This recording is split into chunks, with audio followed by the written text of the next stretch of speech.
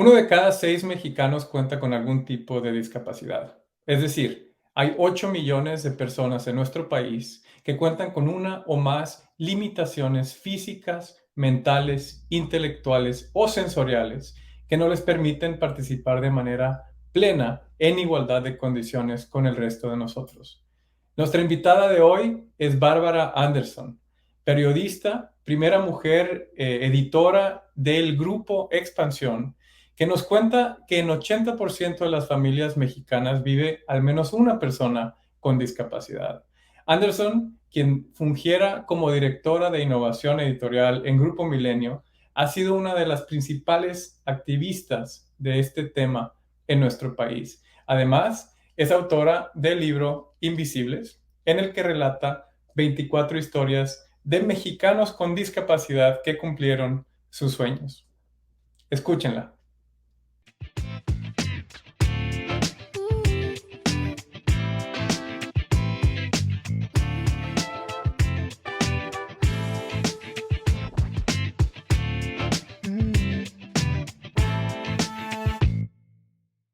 Hola, bienvenidos a el último diálogo franco de esta primera temporada, de esta primera serie. Tenemos a una invitada de lujo. Teníamos, yo creo que 2, 3 meses tratando de conectar con Bárbara Anderson, una periodista originalmente de Argentina, pero muy mexicanizada ya, y con la que vamos a hablar de muchos temas, pero en particular de un tema que es muy cercano a su trabajo, a su segunda montaña, que es el tema de la discapacidad y de la inclusión de personas con discapacidad. Bárbara, bienvenida. Muchísimas gracias por este espacio y por asomarse a este tema que a veces parece poco sexy, pero cuando uno lo empieza a charlar, termina siendo más cercano de lo que uno cree a todas las personas. Empecemos con ese dato. En una entrevista dijiste que 15% o 16%, uno de cada 6 mexicanos Ujú, tiene algún tipo de discapacidad. Defínenos un poquito ese diagnóstico. El otro ujú. dato es 80% de los mexicanos estamos a un brazo, una pierna, un paso de una persona con discapacidad. Cuéntanos de eso. Sí, es que es mi sesgo de periodista de negocios y económica, entonces todo lo convierto en números, pero siempre siento que poner en contexto permite entender mejor las realidades. Siempre se habla de la discapacidad como una minoría y no lo es una amplia minoría, es un número muy grande. Según el censo 2020, el 16.5% de la población mexicana tiene alguna discapacidad o alguna limitación. Esta limitación es un agregado que tuvo este censo versus el del 2010 y es muy interesante porque ahí se incorporan personas que viven sobre todo con discapacidades invisibles, ¿no? Las neurodiversidades que ahora son todo un tema muy presente en las empresas, el tema de salud mental, el tema de trastorno de déficit de atención, espectro autista, personas con depresión, no sé si saben, pero la depresión es la primera causa de discapacidad en mujeres en nuestro país. Y estas discapacidades no visibles muchas veces no las tomamos tan en cuenta como el resto de las discapacidades que son más notorias, como la discapacidad motriz, por decirles, o intelectual, pero es un número grande. Si lo pasamos a habitantes, son 20.8 millones de mexicanos. Y el número que tú recién planteabas, el big number, es las personas con discapacidad no viven aisladas, solas, y son un ente en sí mismo. Somos animales gregarios y vivimos en familias y vivimos en grupos y en sociedades. Entonces estamos hablando de que no hay personas con discapacidad, sino que hay familias con discapacidad. Cuando, por ejemplo, yo tengo un hijo con parálisis cerebral y esta casa es una familia con discapacidad, porque somos 4 personas donde la discapacidad es muy protagónica. La decisión de esta casa se ordena en torno a la persona que vive con discapacidad, el presupuesto, las vacaciones, a dónde podemos ir y a dónde no podemos ir, qué cosas ocurren en planta baja y qué cosas ocurren en el segundo piso porque usa silla de ruedas. Entonces, si pensamos en familias con discapacidad, porque la vida de una persona que es cuidadora o hermano o pareja o hijo o padre de alguien con discapacidad, también su vida se ve plenamente trastocada por horarios, por tiempo, por complicaciones. Entonces, si pensamos en familias con discapacidad, somos 80 millones de mexicanos que tenemos a un miembro de nuestro núcleo primario, o sea, ni siquiera un primo lejano, ¿no? nuestro núcleo primario debajo de nuestro techo a una persona con discapacidad. Entonces, Y, 80 millones sí son 2 de cada 3 mexicanos. y aún con esos números tan grandes, Ujú. la observación que haces, y vamos a platicar de ella, es que para los mexicanos siguen siendo o seguimos Invisibles. siendo las personas que tienen discapacidad invisibles. Pero antes de hablar de invisibles, y nos vamos a meter a fondo y Ujú. disfruté muchísimo este libro, muchísimo. Ay, gracias. Quiero que nos cuentes un poquito más de ti y ya nos dijiste un poquito cómo llegaste al tema de discapacidad Con con Luca. Luca y escribiste un libro también muy bonito, Los dos hemisferios de Luca. Cuéntanos cómo llegaste a México. Llegué con desesperación. Llegué, si les doy la fecha van a entender perfecto, llegué en el 2002, después de la gran explosión de la crisis argentina, una de las tantas, porque ahora están viviendo una similar, donde se pierde la convertibilidad, donde dejamos de tener un patrón peso-dólar igual, ocurre el corralito bancario, que fue una cosa inédita y como surrealista, ¿no? Durante muchos meses no hubo bancos, no hubo dinero circulando, había clubes del trueque, había pseudomonedas tipo Monopoly por estado, era una cosa muy, muy insólita. Y en ese momento, al cerrarse el país por completo, una de las primeras cosas que cierran las compañías son la publicidad con los medios. Y la revista en la que yo trabajaba, yo era periodista de negocios también en Argentina, se llamaba Mercado, estaba a punto de cerrar. Entonces el dueño, en un acto de generosidad, dice, bueno, nos queda una semana de vida en esta oficina, usen lo que hay, para buscar otro empleo, para buscar una oportunidad. Entonces, en ese momento, como había con una inflación del, no sé, creo que eran 80% mensual, era una cosa peor que Venezuela. Eh, los que iban bien iban a ser los que podían exportar soja o que tenían campos y por el tipo de cambio te convenía, o los que podían exportar lo que sabían hacer. Y yo lo único que sé hacer es letras juntas que hablan de un tema. Entonces empecé a mandar muchos currículums a distintos medios fuera del país, para ver si podía ser corresponsal de alguien. Y uno de los medios que me contestó fue Expansión. En ese momento estaba Roberto Morán como editor. Y me dice, me viene perfecto porque quiero cerrar la edición de, a ver, no me acuerdo, pero creo que era de marzo del 2022, 2002, ya hace 21 años, ¿qué tal? Y me interesaría saber cómo hacen las empresas mexicanas que están en Argentina para operar sin dinero. O sea, imagínense esto como el ejercicio de los sombreros, ¿no? Los 7 sombreros de Dibono. Imagínense un sombrero sin dinero y operar. Entonces, me tocaba hacer entrevistas con la gente de FEMSA, de Arca Continental que estaba en Argentina, Cemex, eh, Grupo Modelo y algunas automotrices que tenían fuerte presencia en Argentina. Y mandé esa nota, al poco tiempo iba a ser el Mundial en Brasil y Grupo Brahma, que todavía ni siquiera eran Anheuser-Busch, pero Brahma Brasil compra la cervecería Quilmes, que es como haber comprado el Obelisco, es una cosa muy fuerte para Argentina que hubieran vendido esa marca. También me tocó contar esa historia porque le cerraba mucho el paso a Grupo Modelo, que tampoco era de Anheuser-Busch, pero para bajar a Argentina. Y una vez que terminé de escribir todas esas notas y de explicar que era un corralito bancario, recuerdo que Roberto me dijo, bueno, ¿cómo te pago? Dime un número de cuenta bancaria para yo mandarte el envío. Entonces dije, no entendiste la primera nota, no hay bancos. Hay unas placas de acero delante de cada puerta, no hay manera. En ese momento, que era 2002, sí, no había giro de dinero a Argentina, ¿no? Había una, una ley que impedía la exportación de capitales. Entonces Western Union no mandaba dinero fuera de México, sí recibía remesas. Y me dice, tengo una gran idea, acabamos de ganar en Grupo Expansión la licitación para hacer la revista Vuelo de Mexicana de Aviación, en paz descanse, y tenemos boletos liberados. Entonces, si te vas a Ezeiza y te tomas un vuelo de Argentina a México, puedes cobrar en efectivo aquí. Entonces le dije, mira, Roberto Morán, sin conocerte, no tengo un solo billete, un solo papelito para moverme del aeropuerto Benito Juárez a donde tenga que ir a la redacción. Me dice, no te das problema, te vamos a buscar en un coche y tenemos unos intercambios con unos hoteles, entonces te puedes quedar y te alojas unos días y te llevamos a la redacción. Y eso hice, en 2 días estaba aquí en México para cobrar en efectivo desde Argentina, o sea, 8.000 kilómetros para cobrar 2 notas. Y una vez que estaba acá, surgió la posibilidad de una entrevista laboral porque había que cubrir una vacante temporal como editora suplente en Expansión. Me presenté y me llamaron. Y hicimos una prueba de 3 meses, que es lo que dura un permiso de ingreso, el pasaporte y un boleto de avión. Y si a los 3 meses de prueba no funcionaba, ya seguíamos con esta cosa, gaviota de escribir y cobrar volando. Afortunadamente sí funcionó y fui editora de Expansión por 11 años. Fui la única mujer editora de Expansión, de hecho. Eh, y luego me mudé a trabajar al Grupo Milenio durante otros 9 años, pero fue así muy accidental y muy gracias o a causa de la crisis económica argentina. Y en México encuentras primero esa oportunidad, encuentras también, pues en parte yo creo que la manera de crear una familia y nace Luca y ahí encuentras por primera vez el tema de la discapacidad.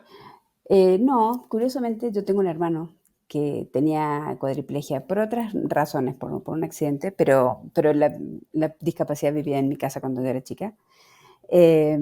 Y sí, me casé aquí en México hace 13 años y hace 11 nació Luca, que nació con parálisis cerebral.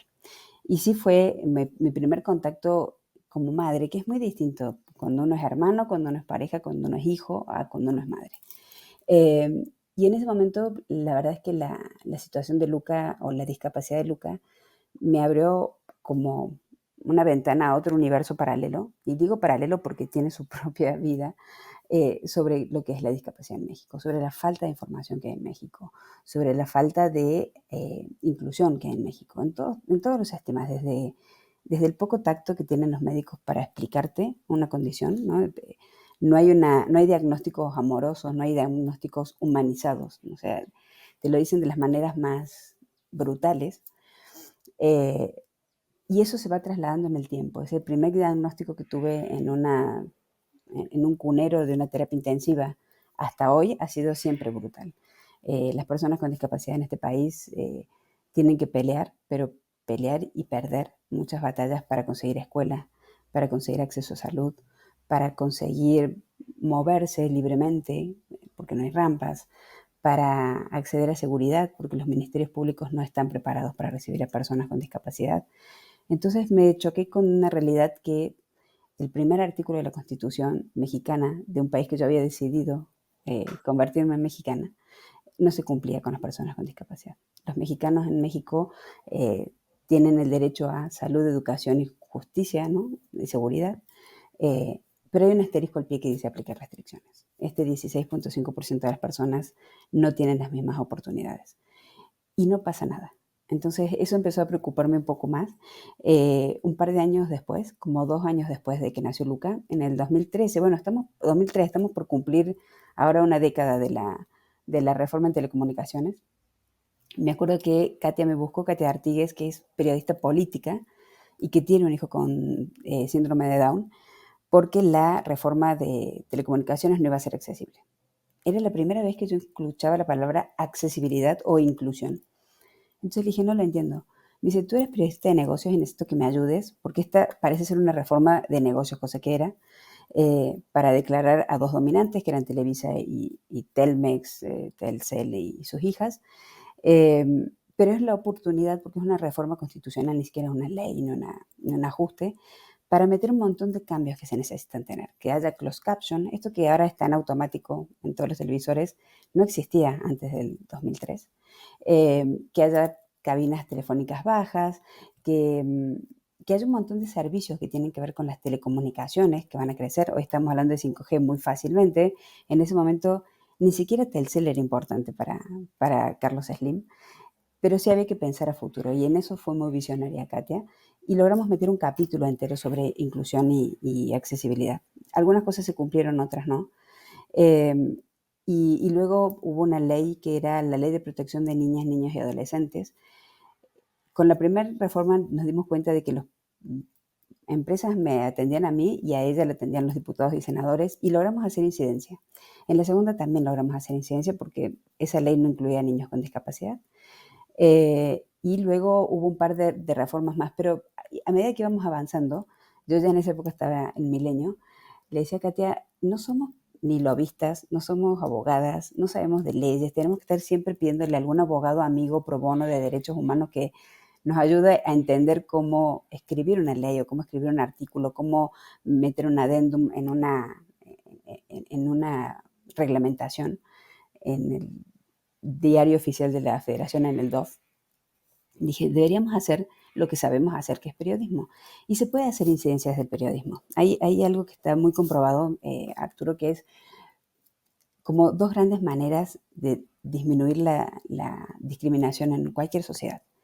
Una es la educación, porque personas más educadas discriminan menos, pero eso le corresponde al Estado. Y la otra es la información. Cuando más conoces, cuando más abres, cuando más hablas, cuando más publicas, escribes, hablas en este espacio sobre discapacidad, es como que lo vas exorcizando el tema. Ya no le tienes tanto miedo porque ya lo escuché y ya es un tema más normal. Cuando empiezas a normalizar las cosas, los niveles de discriminación bajan un montón.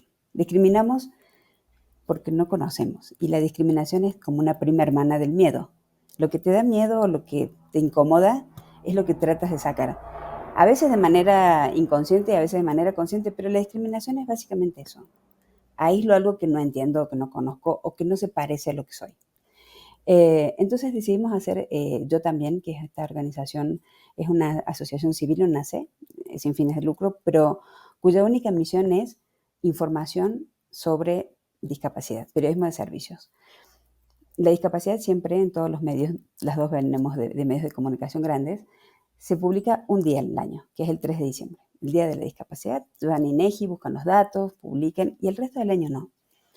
Y hasta por una cuestión de estadísticas, si lo pensamos como periodismo de negocios, si es el 16.5% de la población, transversalmente toca todos los temas políticos, todos los temas legislativos, no se diga acciones políticas y de proselitismo como bienestar y sus pensiones, cuestiones de deporte, llegaba a la Fórmula 1 y Luis, por ejemplo, este piloto de Gran Bretaña, él tiene un hermano con discapacidad, Michael, ¿no? Y parálisis cerebral, y toda una fundación en Inglaterra. La entrega de los Oscars, no hay ninguna entrega de los Oscars que no incluya alguna película que hable sobre inclusión, sobre discapacidad, sobre salud mental. Trabajo, empresas inclusivas y que no son inclusivas, ciencia. Acabamos de publicar que Elon Musk finalmente consiguió el permiso de FDA para hacer sus pruebas de Neuralink y de comunicación computadora-cerebros digitales, de salud. Toda la pandemia nos tocó hacer toda la cobertura en lenguaje sencillo para personas con discapacidad intelectual o en lengua de señas para personas con discapacidad auditiva durante la pandemia. Prácticamente no hay ningún tema que no tenga que ver con esto. De hecho, nuestro lema es: todas las notas pueden ser notas sobre discapacidad.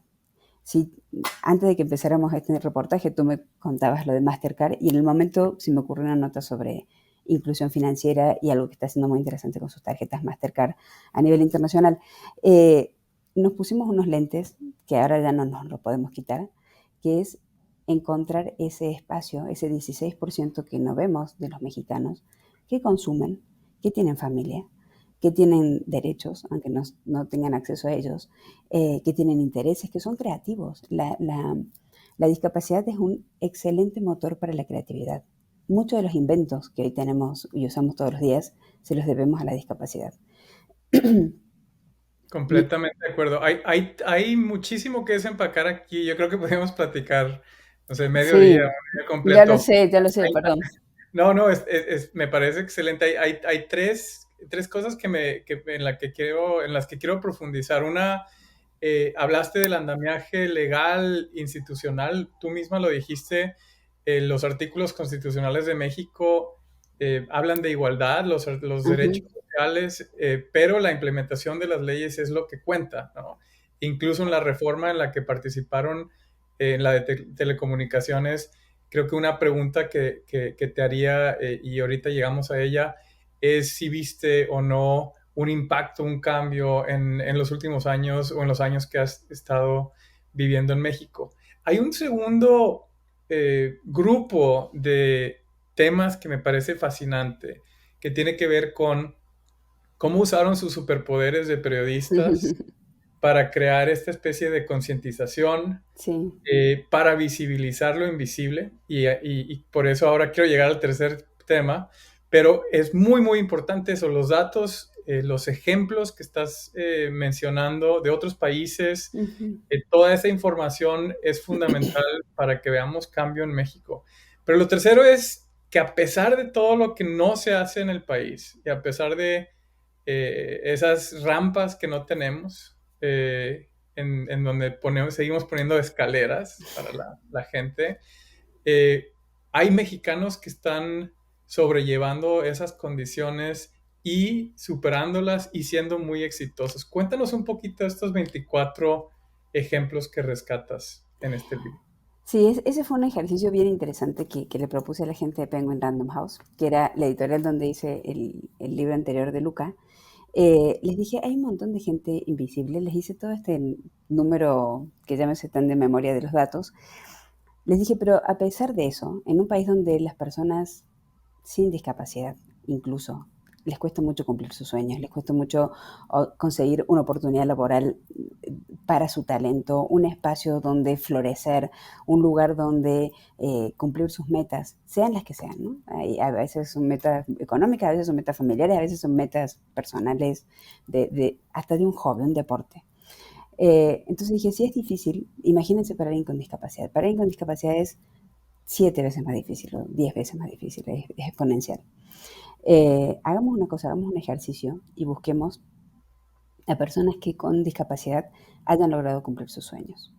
Que ninguna ley, que ninguna discriminación social, cultural, ningún sesgo, ningún prejuicio los haya logrado frenar y estos locos como especie de salmones hayan nadado contracorriente hasta lograr lo que querían. Entonces me dice, no, bueno, pero son difíciles de encontrar. Le dije, son difíciles de encontrar cuando uno no ve. Cuando uno ve, están en todos lados, nos rodean todo el tiempo. Lo que pasa es que no tenemos la empatía de animarnos a sacarnos las orejeras y mirar un poco más amplio. Eh, y les propuse hacer este libro donde, de cierta manera, resumiera en un ejemplo todas las distintas discapacidades que hay en la sociedad mexicana. Pueden ser discapacidades adquiridas por un accidente, por una enfermedad, o discapacidades de nacimiento. Algunas son intelectuales, hay discapacidad auditiva, discapacidad visual, hay discapacidad intelectual, personas de talla baja, pero que aún así la mitad de ellos la adquirieron, la mitad de ellos nacieron con ella, la mitad son mujeres, la mitad son hombres, era una combinación muy rara y de todo el país lograron llegar a cumplir sus metas. Entonces, hay desde el vicepresidente de Relaciones Institucionales de AT&T, que es ciego, y que justo ayer lo entrevisté por los 10 años de la reforma, que se llama Daniel Ríos Villa, de AT&T, hasta el primer estudiante universitario indígena de la Sierra de Oaxaca, que es antropólogo y que tiene un programa fantástico en la UAM aquí en la Ciudad de México, que se llama Juventino Jiménez. Eh, una candidata a gobernadora, como fue la Claudia Anaya, tú te acuerdas, en Zacatecas, y que ella por un accidente quedó con una lesión física y es usuaria de silla de ruedas, hasta un psicólogo que hace stand-up, pero tiene parálisis cerebral, y empecé a contar sus historias, y ahí me pusieron un reto extra en la redacción, que fue hacerlo en primera persona. Todos los perfiles que están en ese libro están contados desde la voz de los que lo viven, ¿no? Los que viven con la discapacidad. Y era una manera de demostrarle a la gente que a veces hay que mirar un poco más y que a veces hay que dar una oportunidad.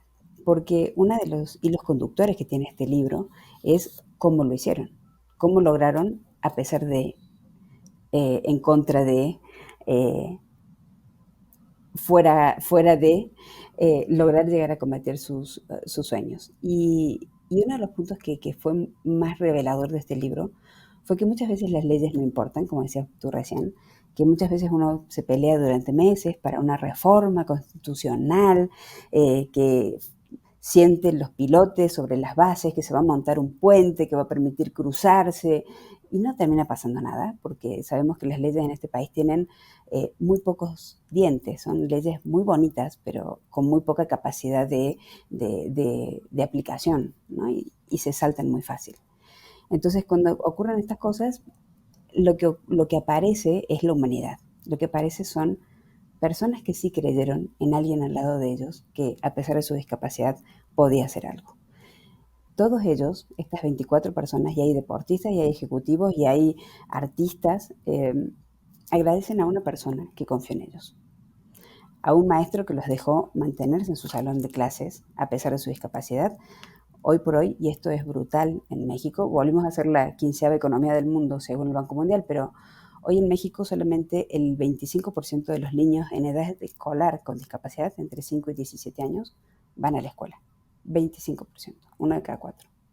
¿Sabes que me gusta mucho tu visión de rebeldía o poniéndolo de otra manera, de si pensamos en estos 24 excelentes personajes como el ciudadano X, como el ciudadano cero, ¿no? Si pudiéramos construir un México que funcione para ellos, imagínate cómo funcionaría para el resto de nosotros, ¿no? Es pensar eh, en la inclusión, como decía antes, y este fue mi momento en el que yo empecé también a pensar en accesibilidad, después de muchos años de pensar en inclusión social en términos genéricos, ¿no? Y de inclusión económica en términos genéricos, con un amigo mío que se llama Eddie Nopu, que está en silla de ruedas y trabaja para las Naciones Unidas.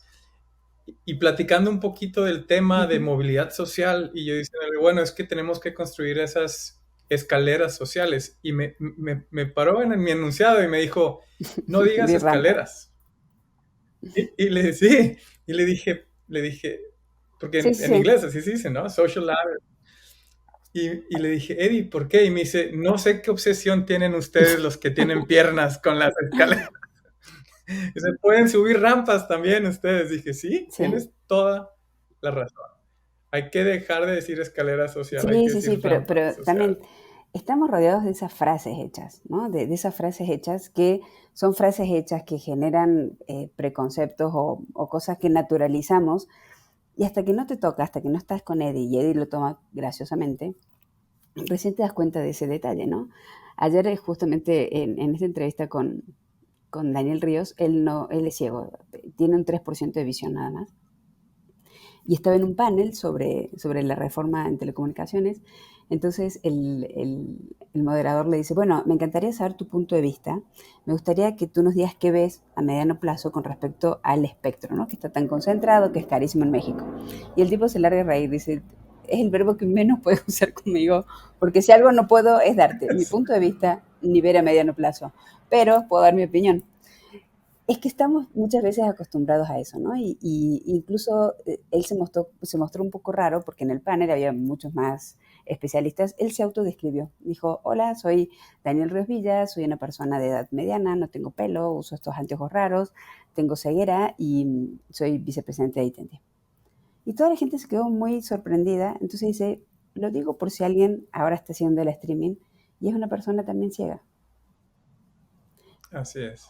No, y sabes que me recuerda a uno de los ejemplos, y te voy a hacer una última pregunta al final sobre yo también y cuál es el futuro de la organización y más o menos en qué andan. Pero te escuché hablar de lo que hizo Nissan Ah, una en maravilla. Aguascalientes. Platícanos un poquito de esa historia y el impacto que tuvo no solo en la empresa y en los Ujú. empleados, o sea, en la planta, sino Es en la que es comunidad. impresionante cuando tocas a una persona, tocas a una familia, que es lo que dijimos al principio, y tocas a una comunidad. Y pasa también en los salones de clases, ¿eh? Está comprobadísimo que cuando un niño con discapacidad está en un salón de clases, el nivel general del salón se eleva. O sea, hay muchas razones para eso.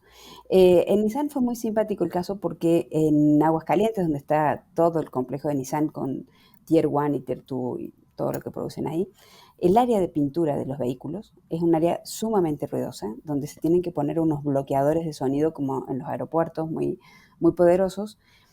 Y surgió la idea, ¿qué tal si contratamos a personas sordas? Para el área de pintura. Ellos no tienen que usar estos aparatos especiales que también generan discapacidad, porque si estás mucho tiempo en un lugar que genera muchísimo sonido, vas perdiendo tu capacidad auditiva. Entonces empezaron todo un reclutamiento, hicieron una prueba con pocos y se dieron cuenta de que estos chicos, todos eran de Aguascalientes, ninguno sabía lengua de señas mexicana. Todos se comunicaban de alguna manera con su madre o leían los labios, pero no sabían lengua de señas. Entonces armaron un plan y les dieron un curso de lengua de señas. Entonces entre ellos se comunicaban, porque no toda la fábrica sabía. Después se dieron cuenta de que en su casa no se podían comunicar con el resto de los miembros de su familia. Entonces ampliaron el plan y les dieron a cada familia de estos chicos, de estos empleados, un curso de lengua de señas mexicana. Luego vino el reclamo por parte del resto de la fábrica. ¿Qué pasa si de repente hay una emergencia en el área de pintura o hay un terremoto o un tsunami, no sé, algún evento? ¿Cómo le avisamos a estos chicos que no escuchen si nosotros no sabemos lengua de señas? Entonces le enseñaron a la fábrica. Y la fábrica es enorme y tiene muchísimos empleados. Y en Aguascalientes todo gira en torno a Nissan, así como Volkswagen en Puebla. Entonces los supermercados se dieron cuenta de que tenían que aprender lengua de señas para poder atender a esta gente que era empleada en blanco y tenía muy buenos sueldos, porque ellos y sus familias se empezaban a mover y consumir y comprar. Entonces de repente las tiendas, las heladerías, los Office Max, los supermercados, y se convirtió sin querer y por el efecto de un par de personas en una sala de pintura, en una de las ciudades donde más se conoce la lengua de señas mexicana, donde si uno como turista va y no escucha, no va a tener problemas de circular en esa ciudad. Entonces, creo que ese es un excelente ejemplo de el poder, de cómo se pueden escalar buenas ideas. Y ahí no había una ley, no había un decreto, no había una reforma constitucional, fue un cambio social. Y yo creo que los grandes cambios empiezan por cada uno de nosotros. Entonces, cada uno de los que está escuchando tu podcast ahora, incluso tú mismo en Mastercard, cualquier cambio que hagas, aunque sea muy sencillo, de abrirle la oportunidad a uno, el efecto multiplicador es como los guijarros en los lagos, es pa, pa, pa, pa, pa, pa, pa, crece muy rápido, es muy, es muy gratificante. O sea, si la gente supiera lo bonito que se siente, sería un deporte casi olímpico ese. Y, Así y es. Y los argentinos probablemente ganarían como en todos los no, deportes. fútbol ante todo. Oye, Bárbara, eh, me llevo muchísimas cosas. Te voy a hacer una última pregunta. Me gusta mucho esta definición de inclusión, no como solamente hacer visible lo que es invisible, que es lo que están haciendo muy bien, sino ir más allá, o sea, hacerlo esencial y ponerlo al centro de una transformación en conciencia y de una transformación en prácticas y en comportamientos, una verdadera transformación social.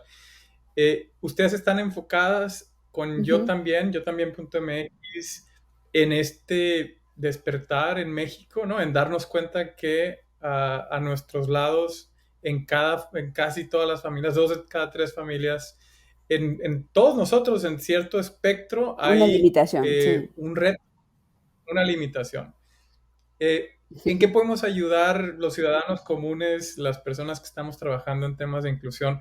¿Cómo En podemos este tema. sumarnos a Yo también, pero Yo también Bueno, ayudar? Yo también es el primer medio de noticias sobre discapacidad, 100% sobre discapacidad, casi en Latinoamérica, te diré, no solamente en México, y tiene una particularidad extra que es el único sitio de noticias 100% accesible. En México, las páginas web, obligatoriamente también por la reforma de telecomunicaciones, tenían que ser accesibles, tenían que tener un programa, tienen un sistema que les permite a, por ejemplo, una persona con discapacidad visual poder escuchar todas las notas. Somos de la minoría, hay sí el 1% de las 2 millones de páginas que hay en el país, el 1% es accesible nada más, y somos el único medio. Entonces, mucha gente que tiene discapacidad visual nos usa a nosotros para informarse de lo que pasa día a día. Yo también sale todos los días, hacemos mucho contenido de servicio. Hicimos, por ejemplo, un póster muy bonito que lo pueden descargar gratis del sitio www.yotambién.mx para el sismo. El 19 de abril fue el simulacro. Hicimos toda una infografía muy sencilla de cómo actuar si tengo algún tipo de discapacidad, la que sea, auditiva, motriz, visual, intelectual, pero también qué hacer para apoyar a una persona con cualquiera de esas discapacidades si nos encontramos juntos en el momento de un sismo. ¿Qué pasa con cómo debería ayudar Arturo a una persona con Asperger en el momento de un sismo? Entonces, ahí está muy sencillo explicado.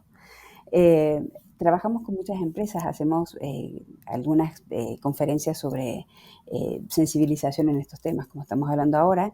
Hacemos brand and content. Ahora las empresas están haciendo muchas acciones sobre cuestiones de discapacidad. Entonces, primero les accesibilizamos sus contenidos. hicimos un diccionario, el primer diccionario en México sobre discapacidad. Se llama ¿Cómo se dice? Porque era algo que nos pasaba con muchísimos colegas que nos escribían y nos decían cómo se dice tal palabra o cómo eran los panamericanos, cómo se dice cuando un nadador es más pequeño que alguien que no es pequeño. Entonces, para ellos hicimos este diccionario que se llama ¿cómo se dice? Y también lanzamos diccionarios para niños y acabamos de abrir la primer guía de organizaciones de la sociedad civil para discapacidad en todo el país, la guía ROGI de todo el país. ¿Y cómo nos pueden ayudar? Nada, recibimos mucho apoyo de las empresas, hay empresas que nos apoyan con produciendo nosotros contenidos para ellos. Somos una donataria autorizada, entonces podemos deducir impuestos fácilmente por allí. Y básicamente es eso, y de grants. Hemos recibido un grant muy pequeño, pero muy efectivo de la Embajada de Estados Unidos. Y seguimos trabajando en esto que empezó siendo como nuestro hobby, como nuestro side business para Katy y para mí, ahora es prácticamente el 100% de nuestro día. Pues ya lo escucharon a Sí. los empresarios conscientes, a los filántropos que nos escuchan. Ahí hay una causa grandísima, padrísima en México para apoyar. Y Bárbara, Ujú. te felicito por todo esto que estás haciendo. Creo que aporta mucho a la necesidad que tenemos en México de vernos realmente como iguales y de construir un país más accesible, más egalitario, más Sí. incluyente. Muchísimas gracias por estar No, con gracias a nosotros, ustedes. Y Bárbara. quédense con ese pendiente. No, no, es como un poco Kennedy, ¿no? No, no esperemos, no digas que el país puede hacer por ti, sino que tú puedes hacer por el país. Estoy segura que todos podemos hacer una sola cosa que cambie la vida y eso es ya impresionante. Muchas gracias. Y empieza con, y empieza Ajá, con sí. ver, ¿no?